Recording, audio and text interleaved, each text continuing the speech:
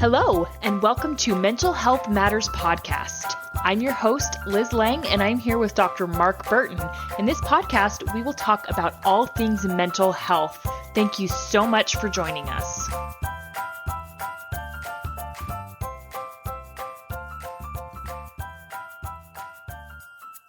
Hey guys, Liz Lang here with Dr. Mark Burton, and this week we're going to get into the effects of the pandemic, or maybe you just call it the remnants of the pandemic. So, good news, pandemic is over. Knock on wood. You think? I don't know. I mean, we're always going to have COVID. I guess what they call a pandemic is over. That's true. Yeah, I mean, The actual right. definition of a pandemic. Yeah. Yes, I mean, we're no longer in lockdowns and Right. social distancing is no longer a thing. And so, COVID is now just a fact of life. Most people's philosophy is if you're sick, stay home, which is good advice in general. But there are still lingering effects of Yeah. the pandemic. Yeah. And so I think it's important to talk about those and maybe how you can combat some of them. And so everyone in the world, that's the thing about a pandemic, is that it was a global phenomenon and there was no way Mhm. to avoid being affected by this. And it affected a lot of people in a lot of different ways. For many people, it was the fear. They were just in this constant fear that they were going to get sick and die, or that a loved one was going to get sick and die. That was certainly emotionally traumatizing. And then it had to have been terrible for people not to be able to be there when a loved one died, because, that was another thing that happened, is a lot of the elderly were affected.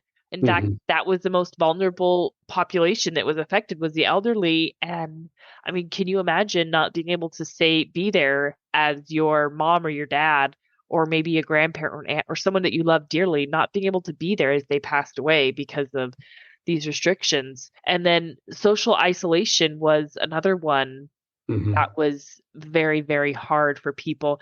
And that was almost like an accelerant.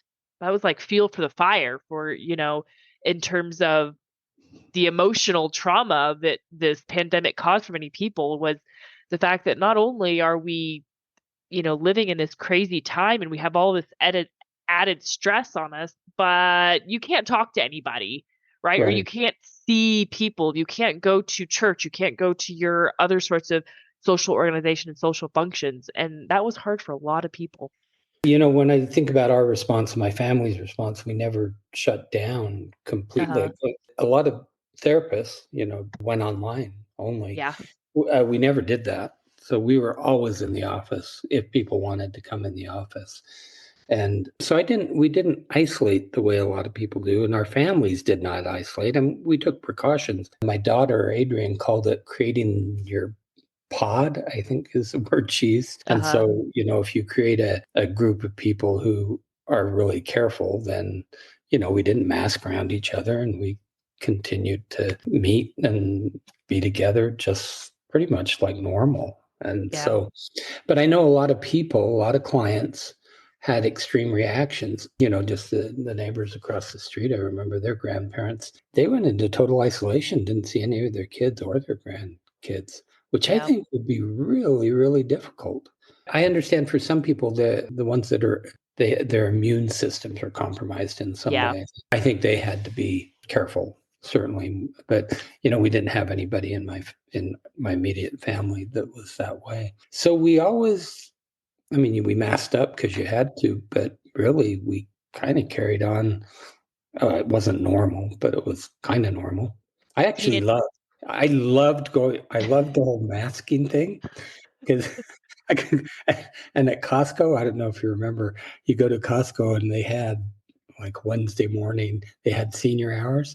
So you uh-huh. could go and be anonymous. I loved wearing my sunglasses and my ball cap and my mask. I thought about doing it after anyway, just because, I you're yeah, anonymous. I loved it. I couldn't help thinking about that a little bit. It's like, man, you could do anything and no one would I know it was know. you. I know. Maybe that's the part I liked about it. But the isolation, so as I was thinking about doing this, I have some clients, a few, who are still affected by it. And I was thinking, okay, what are the lingering effects of this? And so one is certainly the isolation. And there are some people, I know some who still get their groceries delivered. And, if you're a bit of a agoraphobe anyway, I think it just kind of justified being an introvert. And they're still doing that. And I think the problem is that's really, really tough. And the working from home. So I see, several clients who a lot of people work from home still. The problem is they don't have the association with their coworkers, which is, we've talked many times how we're a species that really needs connection. And so, do you want to be safe or do you want to have the connection? And this guy I'm thinking of has a very hard time going back into the office, but he's lonely, no Yep. connection. And so you just have to get back into the habit. Like people, I mean, when you think about it, if you can do everything online, you can, you get up, work in your pajamas all day Yep. and, not see anyone. But that's a problem too, because the other thing that I've seen with working from home is the lack of structure. So what going into work does is it gives you structure. Right. And a lot of people lost that. And so we need structure, I think, it's helpful. Certain people do, and I mean, I think it also depends on the type of work and maybe how self-motivated you are. If you have a job that's like maybe say a call center, then you're pretty Yeah. structured as it is. You have certain Yeah. times that you have to be at your computer. But, Curtis has worked from home for 5 years, and so he's always been good at time management and being able to stay on task when he needs to, and so it's never been a problem for him. But yeah, I mean, I remember before the pandemic there were a lot of people that said, "No, we're not gonna work from home because people aren't as productive," because essentially they needed their time managed for them. They needed to Yeah. be in the office. And, another thing too is when you're working from home is when you work from home, you're always at work. And Yeah. so it can make it a lot harder to set that boundary of, okay, I need to be done working now and I need to go be with my family. And Curtis, his previous job, that was much harder, but now it's a lot better. But for some people, that may not be a good environment working from home because if you can't stop yourself working, then you shouldn't work from home. You Right, know, but it's attractive to a lot of people in a lot of yeah, ways, but yeah, they're missing the connection. I think you can yeah, go on for a while without the connection, but the clients I'm thinking of, they really need it, and I'm yeah. trying to help them figure out a way to go back into the work at least some of the days so that they can be with people because I think we all need that. Right. And if it's not feasible, then, I think it's really important to find some sort of other social outlet. So find a club to be active or involved with if it's not feasible for you to go back into the office. I mean, Yeah, Curtis's office is based in Bellevue, so even if he wanted to, that'd be a heck of a commute to go to yeah, Bellevue, Washington. yeah. So it's true. There are some positions, some jobs now where it makes sense. So Yeah. I'm not saying everybody needs to be in the office. I'm just Yeah. saying Yeah. for a huge portion of the population, they ended up staying out of the office for an extended period. And I think there are long-term negative effects from that are still around. Yeah. Yeah, absolutely. And so I would be really curious to see the effects of the pandemic had on divorce rates. That would be interesting because all of a sudden, a lot of couples were forced to be together all the time. And I saw it both ways, though. okay. So I saw some couples so this particular couple, he's a pretty high-ranking, powerful judge, and so he's always at work. Uh-huh. They closed down the courtroom. He ended up being home. It was the best thing for their relationship. That's So now they're great. together. Yeah, but you're right that for some couples now they're together 24/7, and it was very hard, and they need the break. And Yeah. I certainly have couples who that was the case for them. So I think it could go both ways. And I don't think either one is right or wrong. No, So, I don't think either one is good or bad. So if you're a couple who work separately and then you come together and you're of a really good relationship, that's just as healthy as if you're a couple who's together all the time and still isn't a good relationship. Both of those are okay. I agree with that. That, every couple is going to be different that way. Lindy and I have worked together for, I don't know, 25 years, and it's fine. We do that very well. We had lunch together today, so we see each other a lot. But for a lot of couples, they can't do it. Yeah. And I agree with you. It's fine. It's just, I don't think a couple should think, oh, we really need to be able to be together 24/7. I don't see how that works for many, many couples. Yeah. So Curtis has worked 100% remote since before the pandemic. And I remember when he got his first job, I was like, man, I wonder if we're ever going to hit that point where it's like, where we both just want him to go back to the office because he's home all the time. And well, 5 years later, and it hasn't hit. So, I mean, we're also one of those couples that we were okay being together all the Mm, time, but my mm, parents were not. All couples are different and there's yep, no right or wrong. So another problem with the pandemic was the socioeconomic strains for a lot of people. right. And that is definitely still going on. And, I know there was a lot of people who lost their businesses, Hmm. because if anybody who started a restaurant that year, that was probably their whole life savings. And, Yeah. they're just out. And that's has to have been a really terrible feeling to have gone through. Right.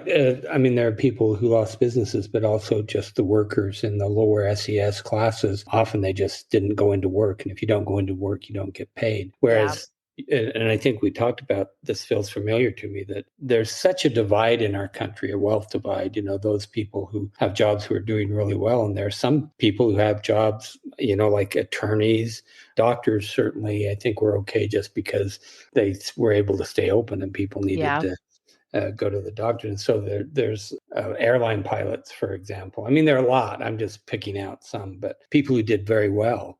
And then there are the service workers. A lot of the Yep. service workers did not do well at all. And I think have not recovered from that yet. And I don't know if it's even possible, but it's that divide because, a lot of workers, if you don't go in, you don't get paid.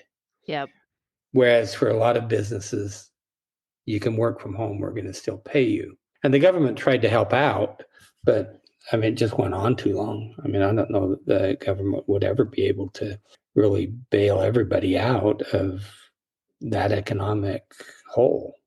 No, I don't think there's any way to do that. And, Mhm. another part that I don't want to spend too much time talking about, but it created this further division among our country. And, we said we weren't going to make this political and we won't, but there has for a long time been a serious political division in our country. COVID really seemed to just emphasize that. It just seemed to make things even more divided and people seemed like they drew a line in the sand and they would not cross. And Yeah. that certainly created a strain too. I mean, a lot of people have tried to understand what happened. And I think that, I mean, there are a lot of different ideas about it. It certainly became politicized and Yeah. it became, wearing a mask or not wearing a mask became, a symbol of whether you were on the left or the right, which never made sense to me Yeah. as opposed to just being a health measure. But the other thing that it's like there was this unknown thing or this thing that we couldn't see and that we couldn't understand that was killing people. Yeah. And so you have to have someone to blame. I mean, who you're going to blame? I mean, there are all these theories about where it came from, and I don't know, who to believe on that. But it's like the conspiracy theories. It seems to me really took off Yeah. during the time, and I think it was people, a certain segment of the population, really needed to be able to explain it and have a Yeah. reason, like grab onto something. This is what's happening. When in reality, I think we really, or at least for me, you have this disease that you really don't understand where it came from or how it mutates, and you just have to do your best to survive. But for a lot of people, that's not enough. It's too Yeah. ambiguous. It's too unknown. The conspiracy theories are trying to say this is what's going on or this is what's happening is a way to, I think, feel secure, more secure. And yeah, I think you're right. I think people were trying to gain a sense of control in Right. any Yep. way that they could because so much of their lives were suddenly thrown into chaos and so much changed at Hmm. once. And, we don't like change as human beings, which I've always thought was kind of ironic because change is like the only inevitability in life, but we are Right. so, so resistant to it. And I think what it is, we don't like sudden change. It's Hmm. really sudden change that throws us off balance. And so people were grasping at anything for control. And you saw this in many different ways. You saw people who were so terrified, they locked themselves in their homes and they took precautions that maybe people look back on and think, wow, we actually did that. And you said, well, yeah, I did that. It helped me to feel safer.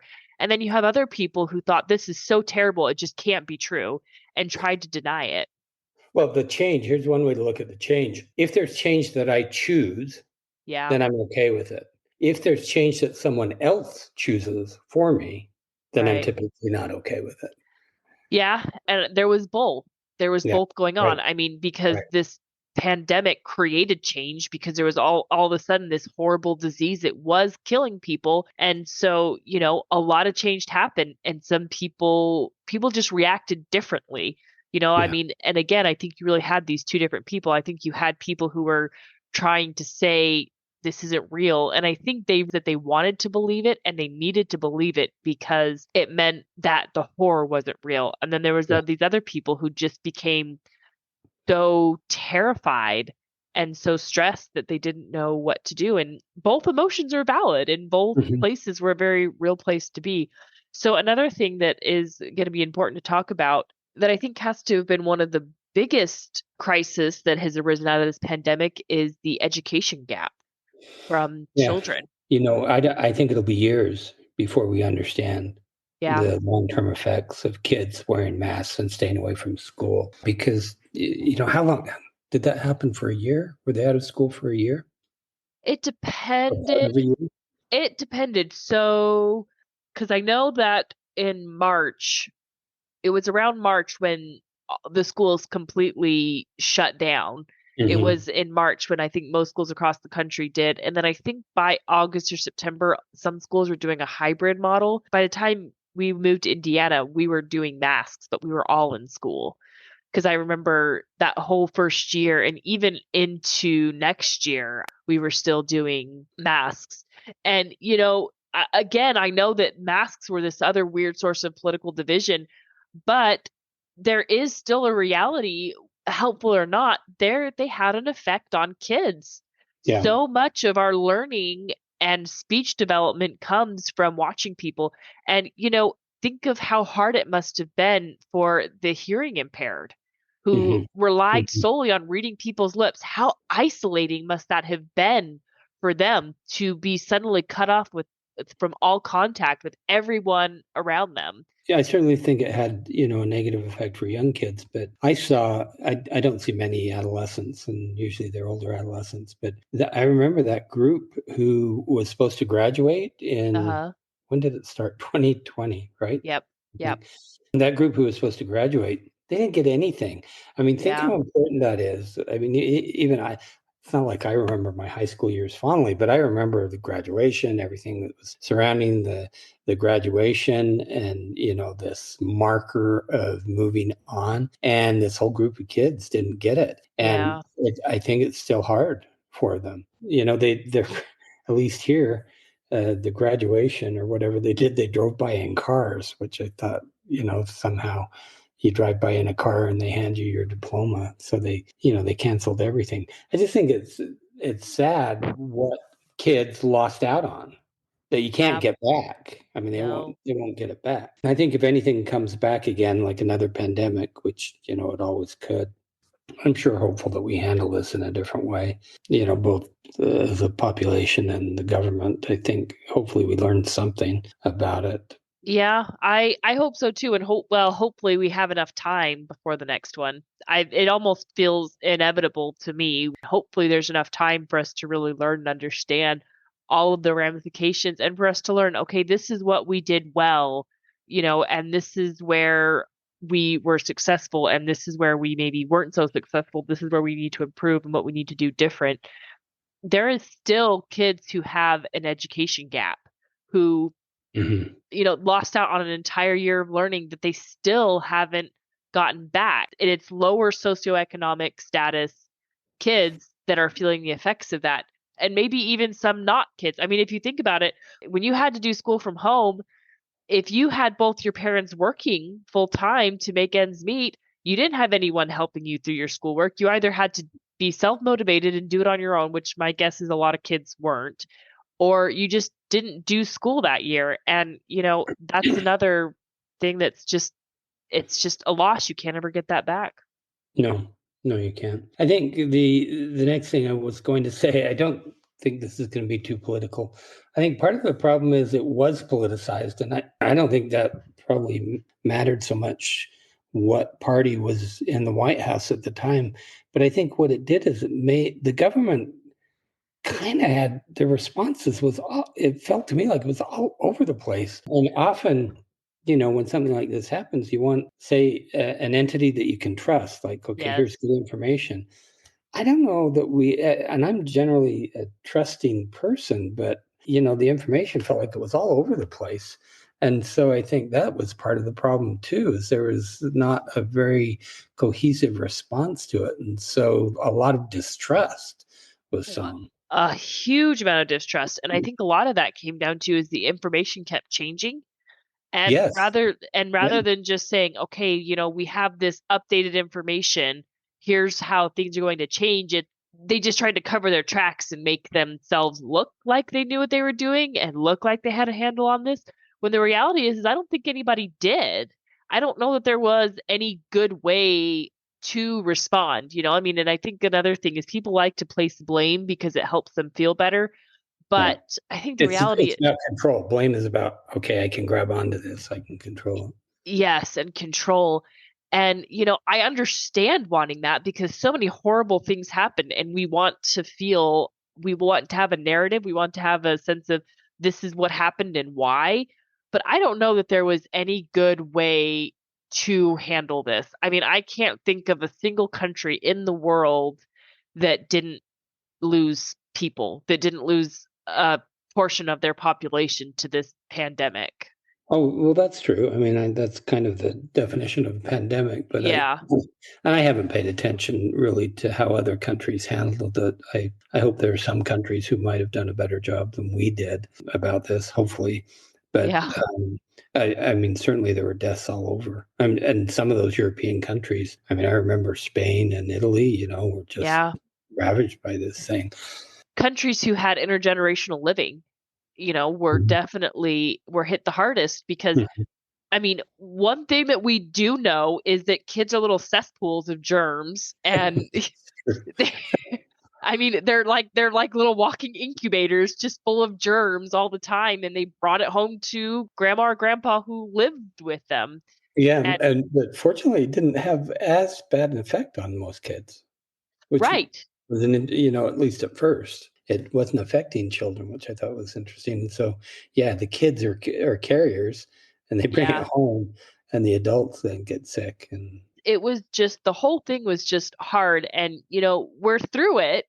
The pandemic is over in terms of not that COVID is necessarily over, but we're still feeling the effects of this all these years later. So I remember a couple of years ago, I think 2 years ago, when I did an episode on suicide with Adrian, one of the things that we talked about is when the pandemic initially hit, suicide rates went down. It was like this group think type thing as yeah, everybody came together and we were all in this together. And, it kind of created a sense of unity at first until it didn't. And then until it drug on forever and ever and things started to feel hopeless. And so after a while, anxiety and depression rates went sky high. yeah, it really kicked up. I said before that that common theme of depression of either all or part of your life is out of your control. I mean, the pandemic was the very definition of life being out of your control, Yeah. and we hate that. And at least here in Utah, and probably nationwide, they were saying, "Oh, this will be over by summer," and Yep. so right, so we're in March of 2020. This is going to be over by summer, and it wasn't. And I think people took a hit on that as far as the Yeah. depression and anxiety because everybody thought, oh, great, we'll be out of this. The warm weather will take us out of this, and it didn't. And Right. It's one of those things, again, that the government said, this is going to happen when obviously they had absolutely no idea, Right. what was going to happen. And I think it made things worse. Right. Well, I mean, yeah, because, everybody thinks it's like, okay, I can live with this for a few Right. months. Like I Yeah. can do this. But then here we are a year later, and Mhm. you are still seeing signs of please social distance, and, we still need to wear your mask. And we had too many cases of COVID. So now we have to shut down the schools again. And, just the absolute upheaval that had to have thrown on everybody's lives. I mean, can you imagine being a parent and wondering, how am I going to work this week? Because I Mhm. don't know if I'm going to have somebody to watch my kid if their school shuts down. And so it was a lot of stress over a lot of times. And, I feel like like our healthcare system is still feeling the effects in that. I feel like there's a huge wait list for everything, for any kind of specialist now, because Mhm. just so many people put it off, and now they're all trying to do it all at once. Well, the other thing we've talked about before is the lack of mental health services, and we've talked Yeah. about it in various contexts. But I think it's a real problem in our country that hopefully is. I hope someone's addressing it. Yeah. That one, it's very expensive. Insurance often doesn't cover it, and then a lot of people who need that type of care, mental health care, don't have insurance anyway. And so it's a real problem. And the wait lists are long. And one of my colleagues, I wanted to refer a person I see for couples work, and she's looking at November. Yeah. And so most people, when they come for treat or they ask for treatment, they want something pretty soon. They need it. Maybe Yeah. not right now, but soon, within a couple of weeks. But Yeah. here we're talking a couple of months before she can get anybody in, and that's pretty typical here. I don't know what it's like throughout the rest of the country, but that's pretty typical here. The pandemic was a little bit unique in the way that it hit my family, in that we socially distanced, or we isolated. I mean, we saw people in our community because you can only stay in your house with young kids for so long before you're like, we have to leave. But for us, it launched us moving cross country because we were worried that the housing market was going to collapse and we were going to lose all our equity in our home.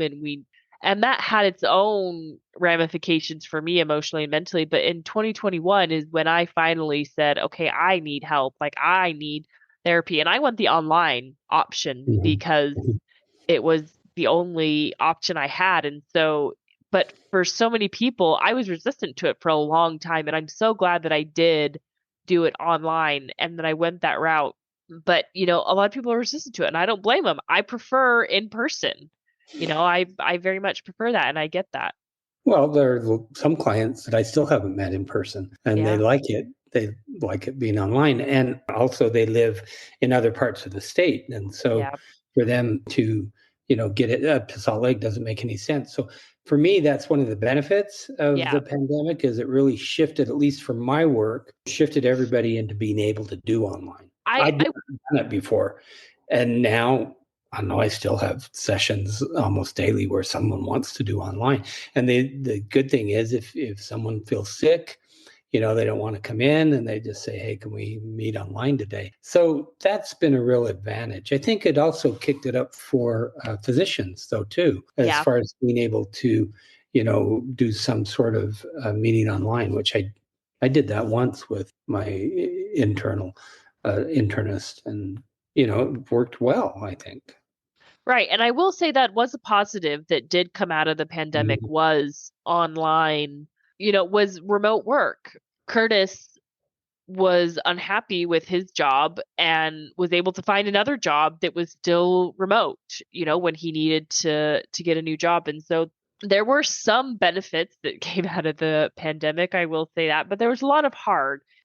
Hopefully if anyone is still struggling, that they are seeking help, and that, they're able to get through this. Can I get on my soapbox? Get on. All right, guys, Mark's got a soapbox for us. Here we go. It's that I think for whatever reason, and I'm talking about general sickness, if you have a cold or the flu, not just COVID, but for a lot of people, they get sick and they still would come into the office and they'd still go out. And I don't get that. Like, Yeah. if you're sick, why don't you stay home? Or, you can put on a mask because that provides some safety. But I just think that maybe one thing we could learn is try not to spread germs around. I mean, Yes. that is just generally a good idea. Yeah. I'm just saying, if you're sick, it's okay to stay home. Yeah. You don't need to come into your appointment. It's Yeah. fine. That's my soapbox. Yeah. If you go to Aspen Grove Counseling and you're sick. Well, I don't have this, but Lindy has this on her door. Okay. Big sign, Lindy and Jordan. If you have a cold, she doesn't say COVID. If you have a cold or are sick, ask for a mask. So we have Oh, these, okay. There we um, go.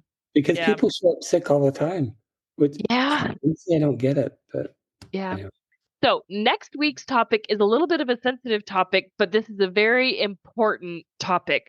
So, we're going to get into childhood sexual exploration. Lindy is going to be joining us for that one. And this is very, very important to talk about because it freaks a lot of parents out, but it's mhm. actually a very normal thing to do. Yeah, So, and Lindy has a lot of experience with this, so I think she'll give a lot of good information for parents about how to yeah, handle this.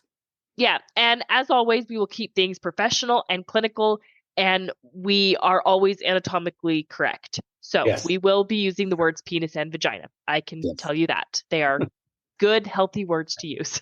yes. All right. We will see you all next week. Goodbye, everyone. Have a question for Dr. Burton? How about a topic you'd like us to cover? Send us an email at mentalhealthpod21@gmail.com. This podcast was produced and edited by Liz Lang. Music is by Audio Lounge.